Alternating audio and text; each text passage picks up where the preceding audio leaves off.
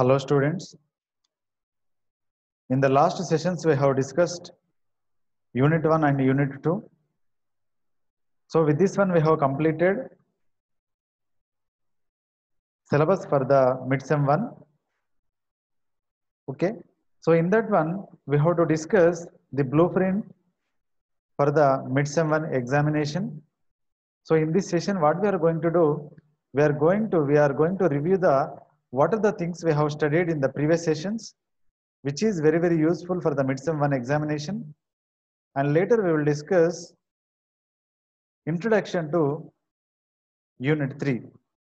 So in the review we will discuss what are the various topics we have discussed, and later we will discuss the blueprint for the Midsem 1 examination, and later we will discuss a model paper pertaining to Midsem 1 examination. Okay. So going to this, if you see here, if you see in the previous sessions, we have discussed Unit 1. See here, in Unit 1, we are having, I will show you what are the things we have studied in Unit 1.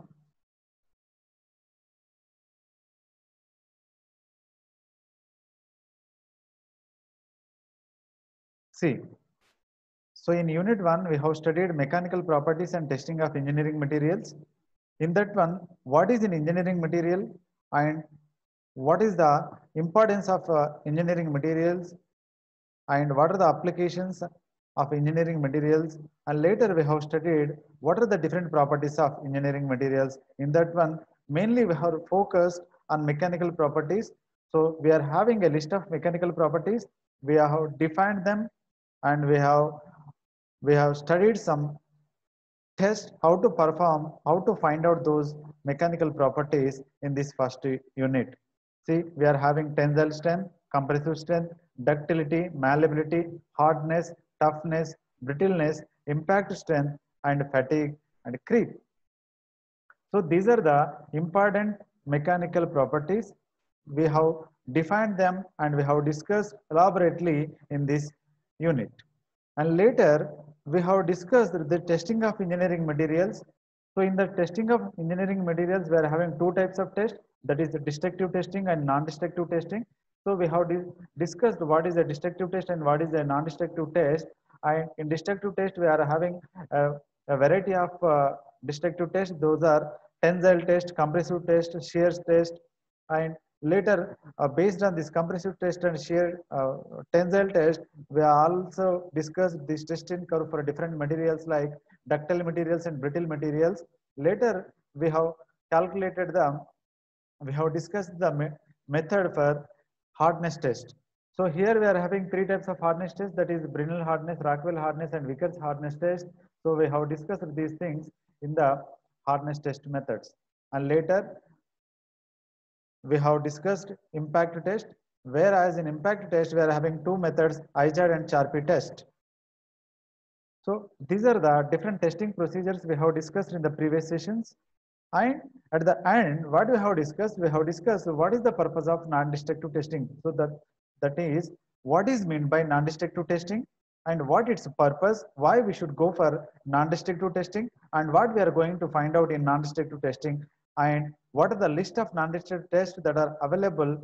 Only just without explanation, we have listed the different methods for non-destructive testing. Okay, so those things we have discussed in the previous session pertaining to Unit 1. And coming to Unit 2, this Unit 2 is very simple one. In this one, if you see here, in this Unit 2, what we are having very simple, very simple syllabus we are having. So the first one is structure of materials. So the complete topic is related to structure of materials. So we are having different mechanical properties. So how the mechanical properties are varying, why they are different for different materials. So for that one, we have to study the structure of material. So here we are studying structure of materials. In that one, first we have decided what is meant by a structure and how many types of structure are there. So how many types of Brevis lattices are there? Those things we have discussed. But in our syllabus, these are the very, very important concepts we have to learn and we have to know for subject point of view as well as for exam point of view. See here, what is meant by space lattice? So we have defined space lattice and later we have defined unit cell. So what is meant by space lattice and what is meant by unit cell? And we are having three important crystal structures. Those are nothing but body centered cubic, face centered cubic, and hexagonal closed pack. So what is meant by BCC?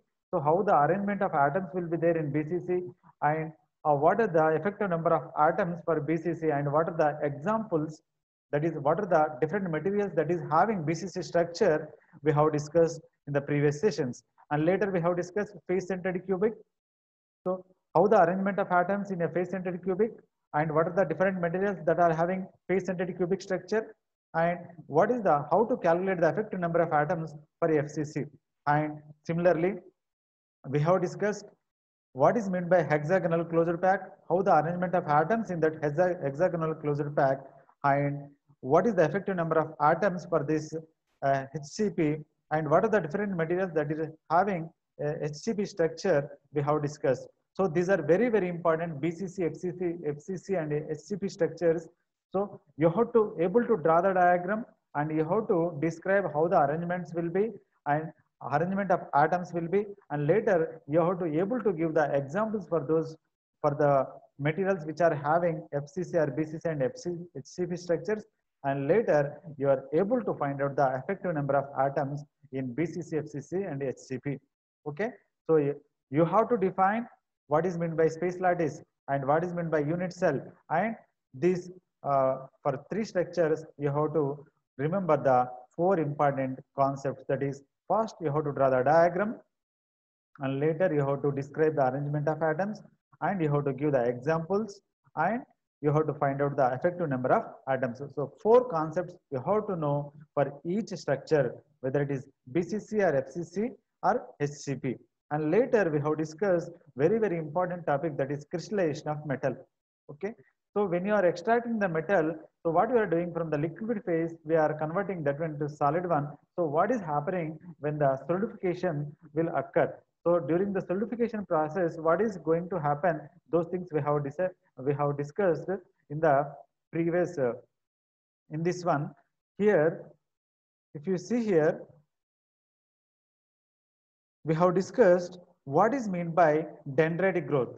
So when you are going for the crystallization process, how the crystals are formed, and so what is meant by dendritic growth? So dendritic growth is nothing but it is a tree-like appearance we have discussed. So we are having a primary axis, secondary axis and tertiary axis. So the grain growth will be in the three axes, and later, so how the effect of this cooling rate on the grain growth, all these things we have discussed. That means your nucleation and your grain growth. So how they will affect the grain size and grain growth, all these things we have discussed in the previous sessions. And later we have discussed what is meant by a grain boundary and what is meant by a grain size, how you will get coarse grains and how you will get fine grains, all these things we have discussed, and how the effect of this grain size and the mechanical properties, so which is very, very important. So by having a diagram, we already discussed these things in the previous sessions, and later we have discussed factors affecting grain size, factors that will affect the grain size. So we are saying that we may get coarse grains or we may get fine grains. How we are going to get coarse grains and how we are getting it these fine grains? So what are the factors that influence the grain size? All these things we have discussed, and later we are having a very, very important phenomena, that is recrystallization phenomena. So what is meant by recrystallization? Okay, and what is the why we should learn about this recrystallization? And we are having hot working and cold working. This hot working and cold working are defined based on this recrystallization temperature. Okay, and what is meant by recovery and what is meant by grain growth? So we have discussed these things elaborately by using a graph for different properties and for different phases. You are having different phases.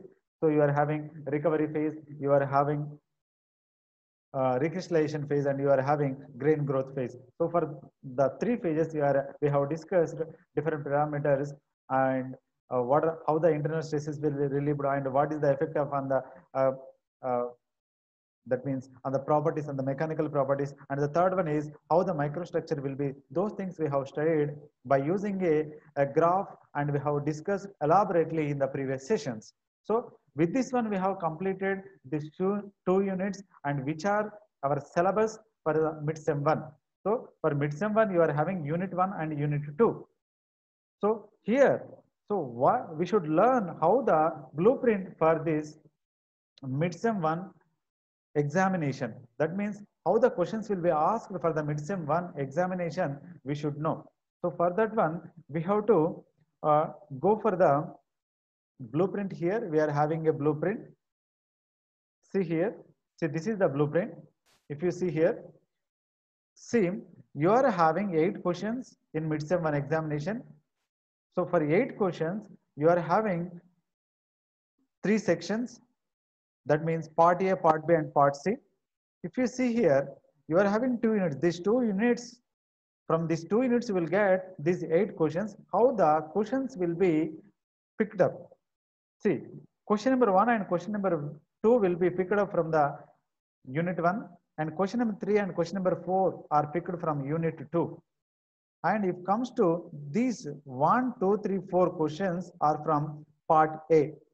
And if you come to part B, you are having 2 questions, 5 and 6. You have to answer 5 and as well as 6. But in 5, you are having internal choice. That is, either you can write 5A or 5B. Similarly, you can write 6A or 6B. That means you are having an internal choice in the part B section. And if you are coming to part C, here you are having similar 2 questions. You are having internal choice, that is either you can write 7A or 7B. Here you can write 8A or 8B. If you observe this one, 5th question is asked from the unit 1 and the 6th question is asked from the unit 2. And if you observe 7th question is asked from unit 1 and 8th question is asked from unit 2.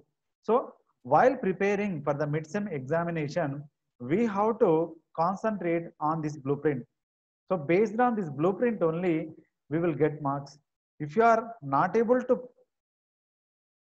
if you are not able to have idea on this blueprint, so it is very difficult to score good marks in the mid-sem examination. So this is the pattern, this is the blueprint to take the questions from 2 different units. So here, so you have to concentrate and you have to take a look on this blueprint while preparing for the mid-sem 1 examination. And now we will go for the model paper for this mid-sem 1 examination. See, here we are having a simple model paper. So how the questions will be asked and how it is related to your blueprint, just we'll see. See here, this is for total 20 marks. We are having mid-sem 1 examination. So in the part A, if you see here, in the part A, how many questions are there? 4 questions are there. Each question carries 1 mark. And in part B, you are having, if you see in part B, you are having 2 questions you have to write. Each question carries 3 marks. So total 6. And if you go for the part C, here in part C, you have to answer 2 questions and each question carries 5 marks. So total 10. So total 20 marks, 4 plus 6 plus 10. So total 20 marks for the mid-sem 1 examination. If you see the questions, if you see question number 1 and question 2, it is not 9 and 10, it is 1 and 2. Okay. So it is 1 and 2. This 1 and 2, what is brittle material and give an example. So this is from unit 1. So if you know brittleness, if you are able to define brittleness, then you will know what is meant by a brittle material. So you can give examples. So what is meant by brittleness, you have to know. And we have discussed what are the different types of brittle materials. That means examples for brittle materials like cast iron, glass, all these things we have discussed. So those will become the example. And what is meant by fatigue? So define fatigue. So you have to be able to define all the mechanical properties, whether it is tensile strength or compressive strength or shear strength or creep or fatigue or hardness, impact strength, all these things we are able to define. Okay, and so these two are from first unit. So 1, 2 questions are from first unit, and if you see these 3 and 4th questions, 3rd and 4th questions are from second unit. If you see space lattice is from second unit, and what is the shape of, draw the shape of a dendritic structure. So we have discussed the what is how the dendritic structure will look like. So you have to be able to draw the dendritic structure by using, you are having primary axis, you are having secondary axis, you are having tertiary axis. So how the grain formation will takes place, that means it looks like a tree. So the tree like appearance of the grain structure is known as a dendritic. So how the crystal is forming, so how the crystal is forming, that is known as dendritic structure. So you have to draw the dendritic structure, then you will get 1 mark. Okay, so this is about part A. And if you come to part B, here in part B, what we are having 2 questions which is having internal choice. If you see here 5A and 5B, so either you have to write 5A or 5B. If you are confident that you can write this one, you can write this one, no need to write this one. And so 5A or 5B, you have to write 5A or 5B, whichever only one you have to write. And in 6, whether you have to write 6A or 6B, only you are having internal choice. In 6th question, either you have to write A or B. In 5th question also, you have to write either A or B. Here, if you see 5th question, how from where it is asked, list various hardness tests. So it is related to unit 1. And if you see 5th B, where it is also from first unit, because list different non-destructive tests used to test materials. What are the different types of non-destructive test methods we are having? So this is also related to unit 1. So either you have to write this hardness test, either you have to write this non-destructive test. And if you coming to 6th one, so the 6th question is asked from unit 2. Here, what is the effect of grain size and mechanical properties? So how the grain size will affect the mechanical properties? This is related to unit 1, 2, and this calculate the effective number of atoms in FCC structure. This is also related to unit 2. Okay, so this 5th question is asked from unit 1 and 6th question is asked from unit 2. Even though it is only single question, in that one you are having internal choice A and B. So in 5th A and 5th B, either you have to write A or B.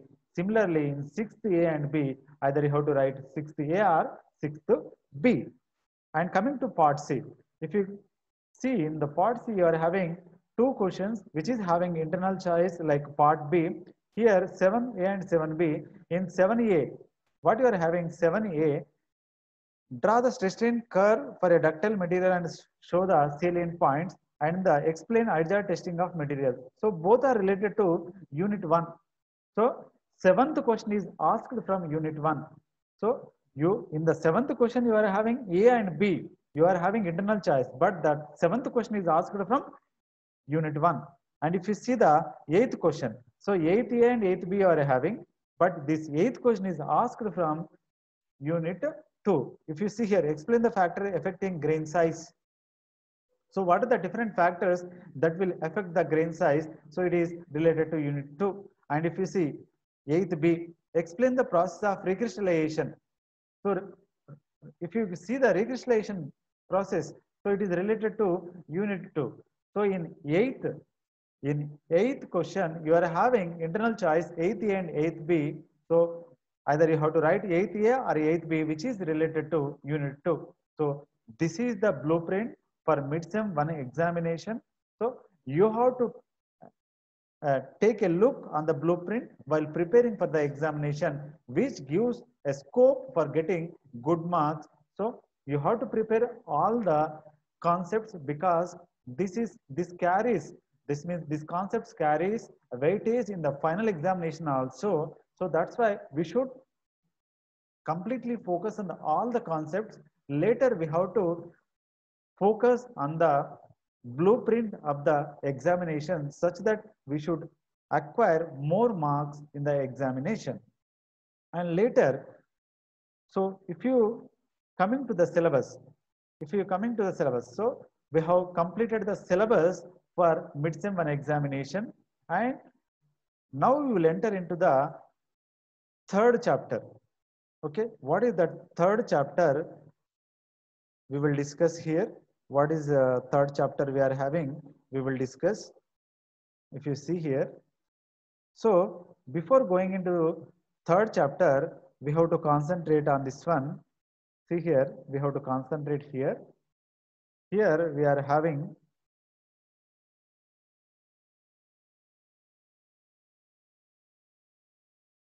see here. Here what we are having reference books for this engineering material. So Introduction to Physical Metallurgy by Avener and Physical Metallurgy by Raghavan, Physical Metallurgy by Raghavan, and Material Science and Engineering by Raghavan, and Material Science and Metallurgy by O.P. Khanna, and Powder Metallurgy by this Triple T and ECH. That means it is Technical Teachers Training Institute, Hyderabad Extension Counter, Hyderabad. Okay, so these are the famous books related to engineering materials. So you can refer any PDF book related to this one for further knowledge, to enhance your knowledge in engineering materials. Okay, and if you coming to our third unit, see here, this is our third unit. So what we are going to discuss in our third unit, see here. So this third and fourth unit will be the syllabus for your mid-sem 2 examination. Okay, so before your mid-sem examination 2, we have to complete this unit 3 and unit 4. Okay, so it takes some time to complete all unit 3 and unit 4 because it is a vast in syllabus. We will discuss. See here. So first one is production of iron and steel. So what we are going to learn in this unit 3. So in the first unit we have discussed what are the properties and how the testing procedure will be and how to find out the defects. Later we have studied how the structure of material will be and how the impact of the structure of materials on the properties and how the grain size is affected and what is meant by recrystallization. All these things we have discussed in the previous sessions. And here what we are going to do, we are as a mechanical engineer, for a mechanical engineer, your iron and steel are the main engineering materials to construct any of the mechanical component. So for such thing, for that purpose, for that one, what we are going to do, we are going to discuss the production of iron and steel, which is a main material for engineering applications, especially for mechanical engineering applications. If you take any mechanical component, okay, it may be made by iron or steel. Most of the mechanical engineering components are made with iron and steel. So that's why first we have to learn this production of iron and steel, how the iron and steel are produced and what are the methods we are having and what are the raw materials we are having. Those things we are going to discuss in this unit 3. If you see here in this unit 3, what we are having the raw materials used in production of iron and steel, raw materials used in the production of iron and steel, and production of pig iron by blast furnace and wrought iron by puddling furnace and cast iron from cupola and steel by Bessemer process and LD process, open hearth process, and later we will study electric arc furnace and electric induction furnace. These things we are going to discuss in this unit. See here. So what are the raw materials used in the production of iron and steel? So we will discuss different types of raw materials that are used in the production of iron and steel. So we are having different raw materials for this production of iron and steel. So that means ores. What are the ores that are available for raw iron? and what are the raw materials required along with the ores we will discuss in this raw materials used in production of iron and steel. And later, which is very very important, that is production of pig iron by blast furnace. So you have to remember this one. So what is, how pig iron is produced? So pig iron is produced from blast furnace. From which furnace this pig iron is produced? That means pig iron is produced from the blast furnace. And later we will discuss wrought iron.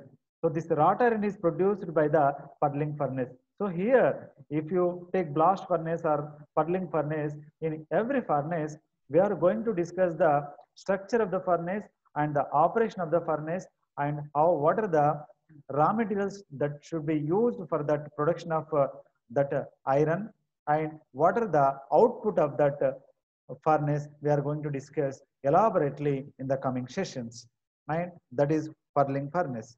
And if you see, so you are going to study cupola, construction of cupola and operation of cupola. So what you are going to get from cupola, you are getting your cast iron is produced from cupola. So if you see here, pig iron is produced from blast furnace, wrought iron is produced from puddling furnace, and cast iron is produced from cupola. Okay, so we are having these type of these many types of irons here we can produce, and later we may modify the elements, and we will based on that element the property may be changed. And later, this is regarding iron. And if you go for the steel, by using Bessemer converter, so by using this Bessemer converter, we are going to manufacture steel, and later we will use LD converter for the manufacturing of steel, and later we are having open hearth process for manufacturing of steel, and we are having electrical furnaces. Those are here electric arc furnace and electric induction furnace for the manufacture of steel, good quality steel and Allah steels we will manufacture by using these electrical furnaces. So these things we are going to discuss in the coming sessions. Okay, so in today what we are going to discuss, so today we will concentrate uh, some portion of this raw materials used in the production of iron and steel. Raw materials used in the production of iron and steel. So how the production of iron and steel will be there, and what are the raw materials we are going to use, these things we will discuss here. See here.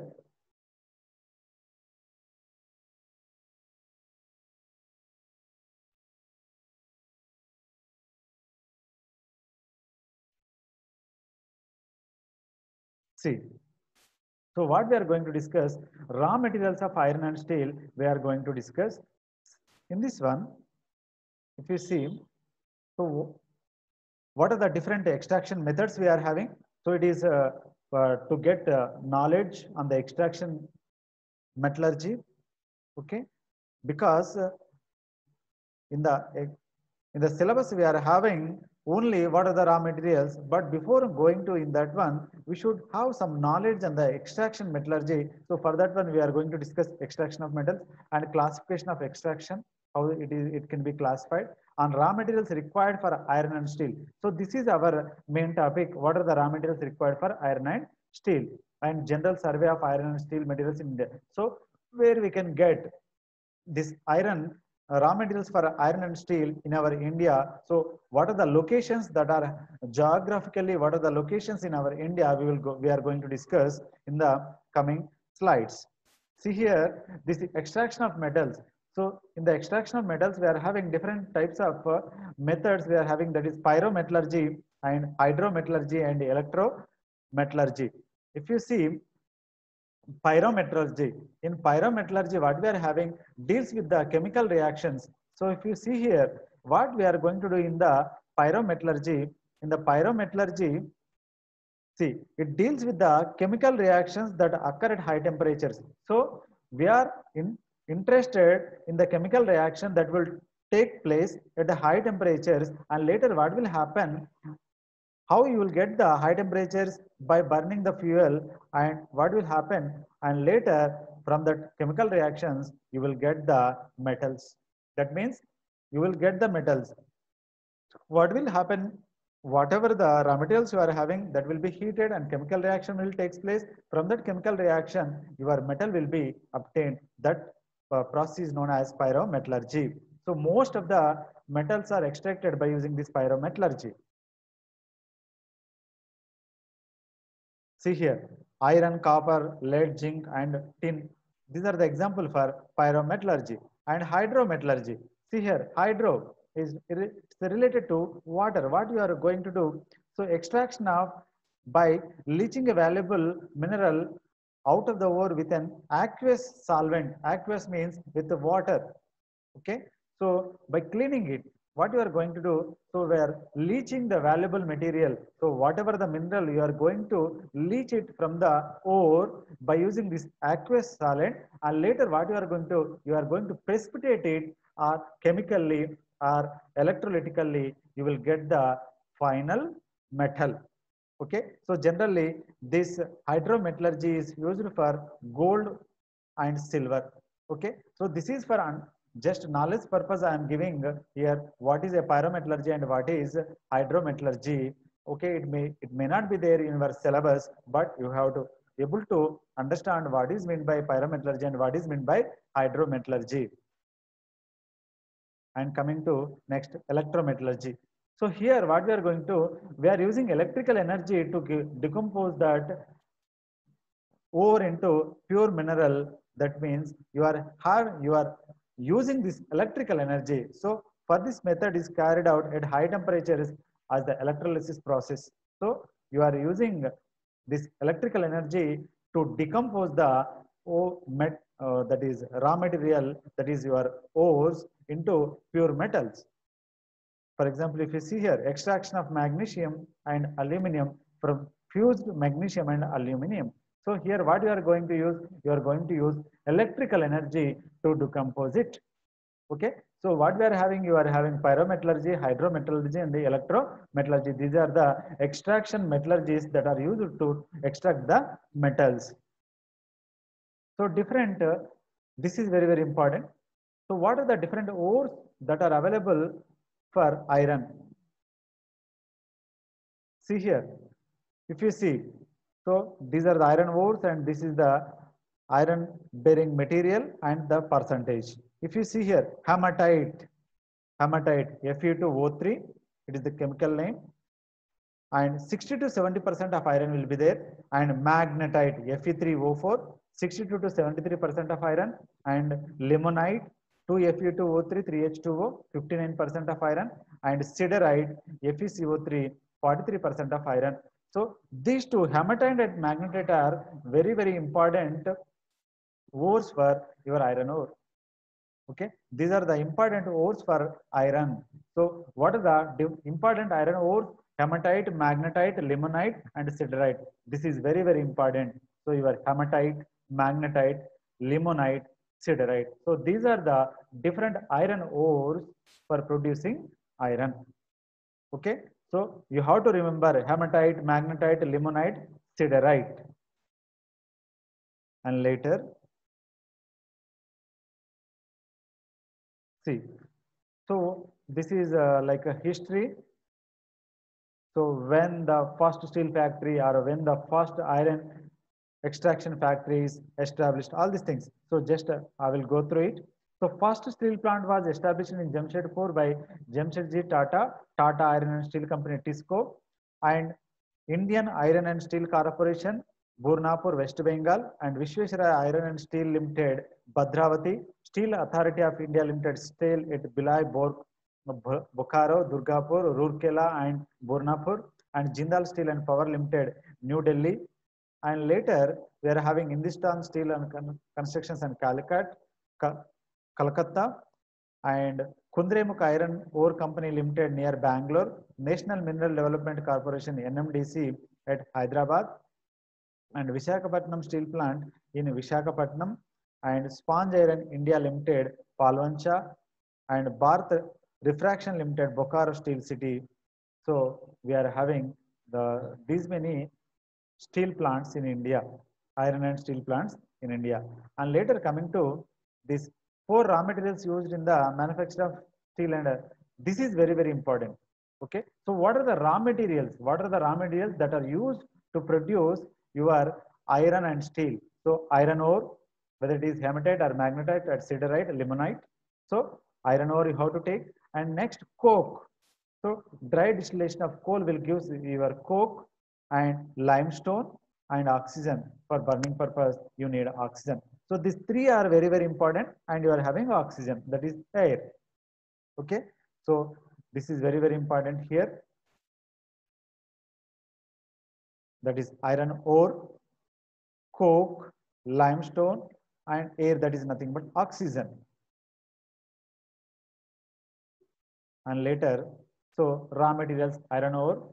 To meet today's demand for iron quality, producers must mine low-grade ore and magnetically separate the iron bearing particles from the additional materials. So first, what we have to do when mining occurs, the mining in the mining process, they will get the iron ores, but which is not having high quality. So what have to do? They have to separate the high quality. That means by using magnetic principles, they have to separate the iron ores, and later what they will do? The iron ore is then formed into pellets and baked hard. This process that results in iron ore that is which is pure than the natural coming ones. So what they are doing? They are not taking the iron ore what is available in the nature, because it may have much impurities. So what they are doing, they are making somewhat pure by using different methods uh, to get, and they are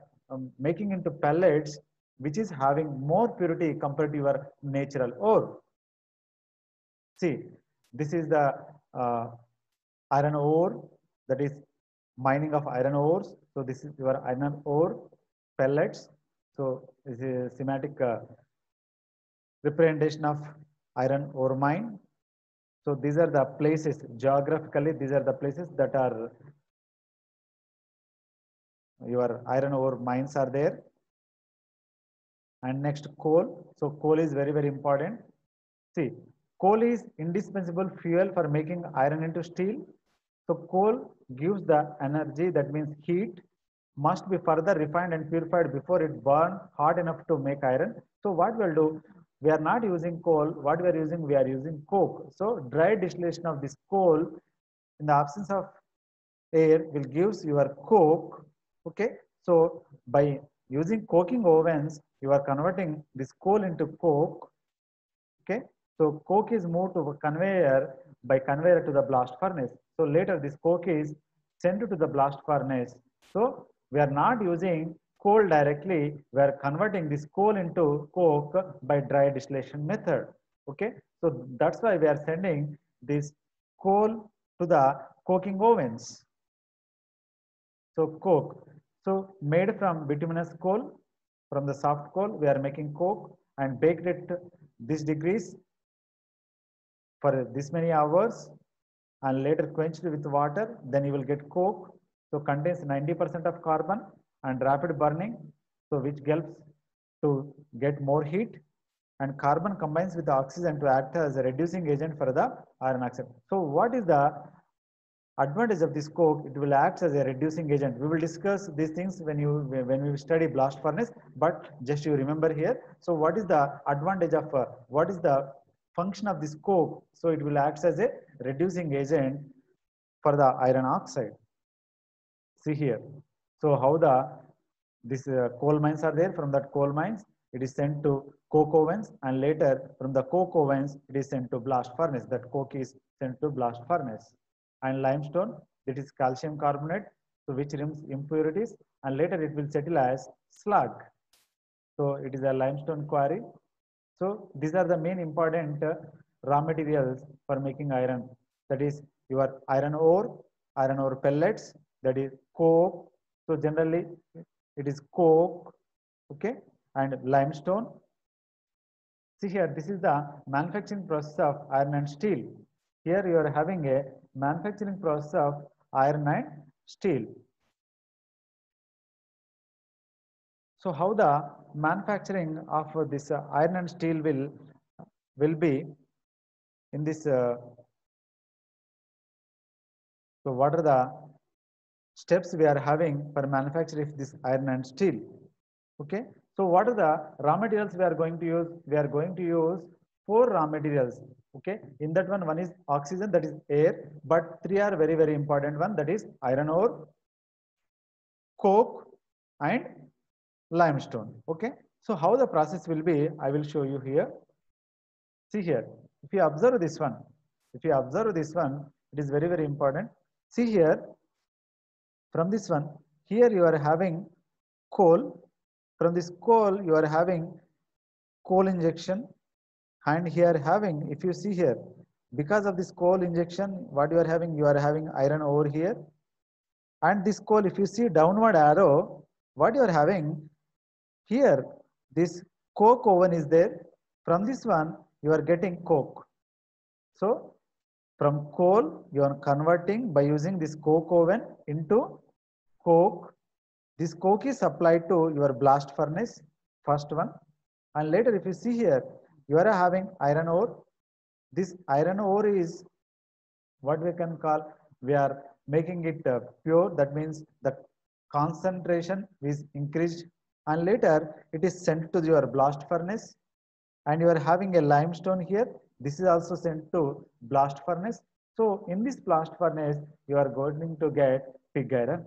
So what are the raw materials we are sending here? Iron ore, coke, limestone, and oxygen will be supplied. That means air is supplied, so you will get oxygen from that one. And from here, so you will get pig iron here. So that will be casted, the pig iron will be casted. And this is sent to your basic oxygen furnace. And from here to, you will get steel refining facilities. It may be sent to your electric arc furnace. And later what we will do, you are having different thin sheets or blooms or billets or slabs. You can make different shapes. So this is the generalized manufacturing process for iron and steel. Okay. So we are going to study in detail regarding your blast furnace, puddling furnace, and your cupola furnace. And later we will study the manufacture of steel by using your Bessemer converter, LD converter, and you are having open hearth furnace. And later we will go for the electric furnaces, that is electric arc furnace and electric induction furnace. These things we are going to discuss in the coming sessions. So here what we have discussed, see here, this is the pig iron by blast furnace. These things we are going to discuss in the coming sessions. Steel making by Bessemer process, steel making by electric furnace. See, this is a typical steel plant. So what we have discussed? So here we have discussed extraction of metals. So what are the different types of extraction of metallurgy available? That is pyrometallurgy, hydrometallurgy, and electrometallurgy we have discussed, and classification also discussed, that is extraction of metals, metallurgy. And later we have discussed raw materials of iron and steel, which is very, very important. So what are the raw materials? Iron ore. What are the different types of iron ores that are available? That is hematite, magnetite, limonite, and siderite. And later, what is the second one? We are having coke. So how you will get coke? By dry distillation of coal, you will get coke. So coal is sent to coke oven, and later from that one you will get the coke that is sent to blast furnace. And what is the third one? You are having a limestone. Okay, so that limestone is also added to the this mixture. That is, these three are the raw materials. And later you are supplying air. So in that air you are having oxygen. So with that one, the chemical reactions will take place, and the burning of coke will take place. Based on that heat, you will get different chemical reactions, and from that one you will get the pig iron in the blast furnace. Okay, so here just we are discussing what are the raw materials. So we have to concentrate what are the raw materials here. So that is, raw materials are iron ore, coke, and limestone. In iron ore, we are having hematite, magnetite, limonite, and siderite. and coke. So how you are getting coke? So when coal is dry distillized, then you will get coke. That means when you are sending this coal to the coking ovens, then you will get the coke. So here we are using coke. So it will act as a reducing agent. Later we are having limestone. So how it forms the slag with the impurities. That means based on this, by using this limestone only, we are removing the impurities which forms as a slag. So these are the main raw materials for production of iron and steel. So I think you got enough confidence on the raw materials of iron and steel. And later what we have discussed general survey of iron and steel making plant in India. So how many steel plants are there in India and where this raw materials is available geographically, these things we have discussed. Okay, if you go for Asmi, so which is an iron ore from the below, which is an iron ore? So hematite is the iron ore. And coke is available in India. Where coke is available? So in Raniganj. So it is a place where it is available. See here, name different iron ores. Just now we have discussed. What are the different iron ores available? Hematite, magnetite, siderite, limonite. So those are the iron ores.